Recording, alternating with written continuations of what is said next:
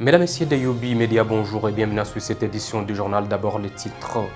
Les tensions persistent à l'est de la République démocratique du Congo. La FCM23 et les forces armées de la République démocratique du Congo s'accusent mutuellement d'avoir violé le cessez-le-feu près des lignes de front. Vous suivrez les détails dans cette édition du journal. Et puis la ville de Goma reste confrontée par des cas d'incendie au quartier Kéchéro en l'espace de seulement 6 jours. 6 personnes ont perdu la vie dans des incendies répétés. Vous suivrez donc les détails dans cette édition du journal. Voilà donc tout pour les titres. Mesdames et messieurs, installez-vous pour les détails.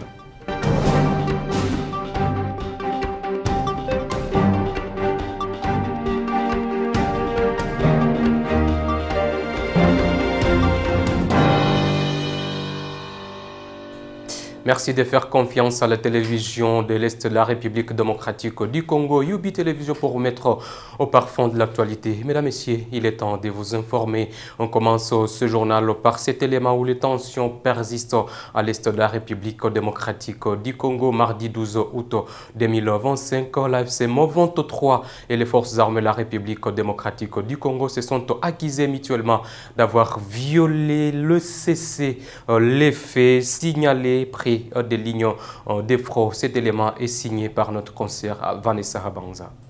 La situation sécuritaire dans l'est de la RDC restait tendue, marquée par un nouvel échange d'accusations entre le mouvement de la FCM23 et les forces armées de la République démocratique du Congo. Dans une déclaration publiée sur les réseaux sociaux depuis Goma, ce mardi 12 août, le porte-parole civil de la FCM23 a dénoncé ce qu'il qualifie de provocation du régime de Kinshasa, évoquant notamment de probables renforcements des troupes et des matériels militaires dans plusieurs zones proches des lignes de front. Le mouvement affirme se réserver le droit d'éliminer la menace à la source et de protéger la population civile, a insisté M. Lawrence Kanyuka. Le régime illégitime de Kinshasa persiste dans sa duplicité criminelle et piétine les efforts inlassables des dirigeants régionaux et des partenaires internationaux visant à résoudre pacifiquement les conflits en RDC. Ce régime poursuit ses déploiements militaires ainsi que ses provocations et attaques. À Ouvira, il a déployé des milices terroristes, FDLR, Mai Mai, Imbonerakure, venus de Hewabora, Kindu, Kilembe, Wimbi et Bujumbura.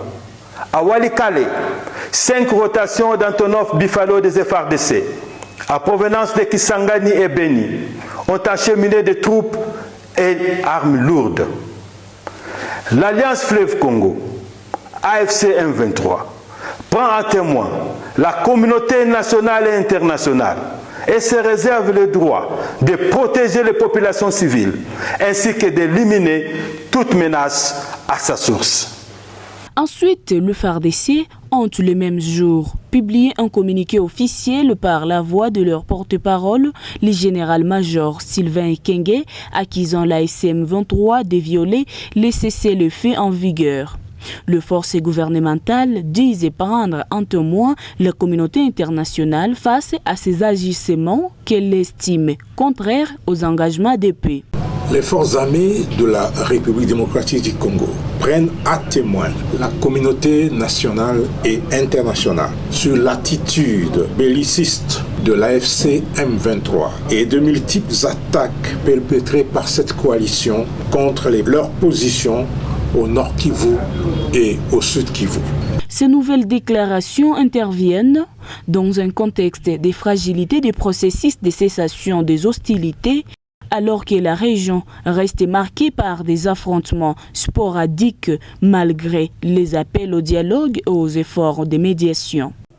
Et puis justice, dans cette édition du journal où la FCM23 annonce la création d'une commission chargée à réintégrer les cours et tribunaux dans plusieurs zones sous son contrôle. C'est après 6 mois de contrôle absolu de cette partie de la République démocratique du Congo, à l'occurrence le Nord et le Sud Kivu. Encore une fois, Vanessa Banza.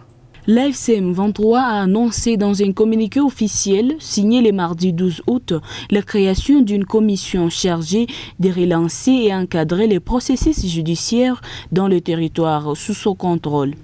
Selon le mouvement, cette initiative répond à la nécessité de restaurer l'autorité judiciaire après plus de 6 mois d'occupation de certaines zones dans l'est de la RDC.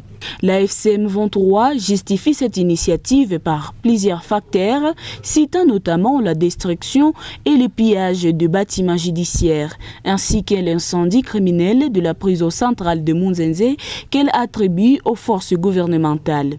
Le mouvement dénonce également la pression exercée sur le magistrat et des agents administratifs pour les éloigner des zones qu'il contrôle. La structure sera placée sous l'autorité du coordinateur adjoint de l'AFCM 23 chargé des questions politiques, diplomatiques et juridiques, Bertrand Bissimois, qui a signé la décision conjointe avec Corneille Nangaa Yobeluo, coordonnateur de l'Alliance Fleuve Congo, a-t-on lu dans ses communiqués. Et la bourgmestre de la commune de Goma, Madame Moukadissi Hélène, appelle toute la population de la ville de Goma en général, celle de quartier, les volcans en particulier, à dénoncer les FARDC, les Wazalendo qui se retrouveraient encore dans la population. Hélène Moukadissi l'a dit au cours des meetings organisés par les autorités de l'AFCM 23, occasion pour laquelle Hélène Moukadissi a appelé toute la jeunesse de la ville de Goma à rejoindre l'armée révolutionnaire de l'AFCM 23 pour ainsi sauver ensemble la République démocratique du Congo. Je vous propose de suivre Hélène Moukadissi, bourgmestre de la commune de Goma, dans ce journal.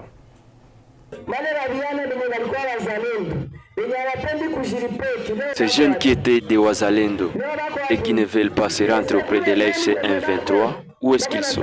N'est-ce pas qu'ils sont parmi vous la population civile? Et qu'est-ce qu'il faut? N'est-ce pas qu'ils vous tracassent pendant la nuit et la journée ils se reposent? Laisse-moi vous dire que jusqu'à présent, nous n'avons jamais refusé un élément Muzalendo ou un élément des FARDC qui se rendent auprès de l'AFCM 23.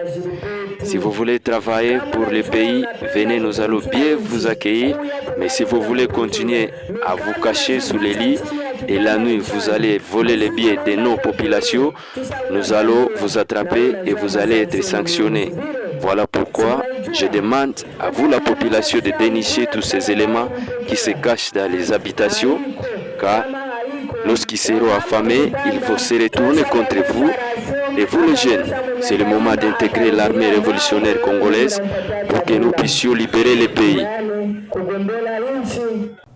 Et puis les jeunes devraient être impliqués dans différentes instances de prise des décisions pour construire ensemble la République démocratique du Congo. C'est en tout cas les propos de M. Guy Kubira, chef de division provinciale de la jeunesse Nord Kivu, qui l'a dit à l'occasion de la journée internationale dédiée à toute la jeunesse. Guy Kubira indique que les jeunes n'ont pas en tout cas participé à tous les processus de paix à l'est de la République démocratique du Congo qui, selon lui, sont souvent à la merci des politiques et d'autres traînent dans des groupes armés. Je vous propose de suivre Guy Kubira dans ce journal. Pour cette journée de la jeunesse en 2025, met un accent sur l'autonomisation des jeunes à travers l'intelligence artificielle, mais également les compétences numériques. Mais au niveau national, c'est alors où nous avons contextualisé, où le thème national est l'éveil patriotique de la jeunesse dans le processus de paix pour un développement durable en République démocratique du Congo. Parce que vous savez que nous sommes un pays en situation de guerre, où une bonne partie de l'Est, notamment le Nord Kivu et le Sud Kivu, sont occupés en partie, mais également la province de l'Ituri n'est pas épargnée, parce que l'Ituri et le Nord Kivu sont dans une situation particulière pour des raisons évidentes. Donc pour nous, c'est tout à fait normal qu'on ait un thème lié à l'éveil patriotique, mais pas seulement dans le domaine de la paix. La paix, oui, parce que c'est une condition sine qua non pour toute situation, pour relever tout domaine de la vie nationale. Mais nous pensons que même là, les jeunes ne sont pas suffisamment impliqués, puisque les processus de Doha, d'autres processus de l'Angola, de Nairobi, de Washington, les jeunes ne sont pas partie prenante. C'est-à-dire que d'autres acteurs se retrouvent et décident de l'avenir des jeunes sans les impliquer, alors que la gouvernance actuelle... Savez-vous que la crise actuellement au pays n'implique pas que les dirigeants? Si les politiques jouent un rôle, eh bien les jeunes sont quelque part dans une situation paradoxale, puisque certains sont impliqués dans des groupes armés, ils sont dans les forces armées étrangères comme nationales, mais encore d'autres qui sont des coupeurs des routes, des kidnappeurs. Et pour finir cette édition du journal, plusieurs cas d'incendie sont répertoriés dans la ville de Goma. Les quartiers les plus touchés, celui de Kéchero, qui a enregistré en l'espace de seulement 6 jours au moins 6 personnes calcinées dans des incendies dits en majorité par une mauvaise installation électrique. Les détails. Le quartier Kéchero dans la commune de Goma reste confronté par la recrudescence des cas d'incendie. Certains sont en majorité causés par la mauvaise installation du courant électrique, d'autres par plusieurs autres phénomènes. Cette situation inquiète de plus en plus la population qui aujourd'hui est frappée par une situation difficile de la vie.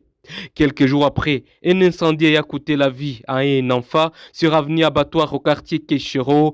Et notre incendie meurtrier s'est produit mardi 12 août dernier au même quartier, mais cette fois-ci sur avenue Sabago. Ce drame, causé aussi par une mauvaise installation électrique, a coûté la vie à 5 personnes de 2 familles différentes.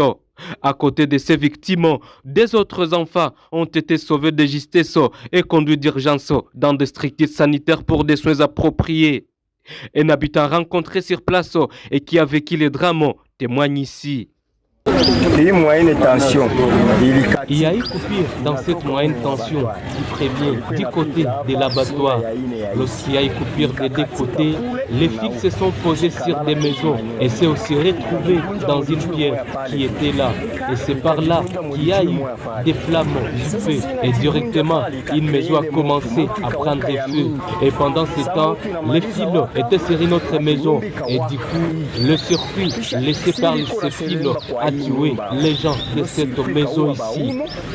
Ils ont tous été calcinés.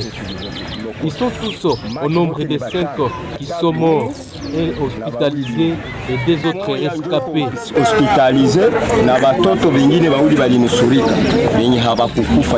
Notons que le gouvernement provincial en place a pris en charge les obsèques des victimes. Il est donc important que les habitants soient vigilants en surveillant à la loupe leurs installations électriques et autres dispositifs pour éviter ce genre d'incendie. Vous avez été nombreux à regarder Youbi Télévision. C'est tout pour cette édition du journal. Grand merci à vous tous qui nous avez prêté oreille attentif. Retenez que l'actualité en continue sur toutes les plateformes. Abonnez-vous pour ne rien rater. Au revoir.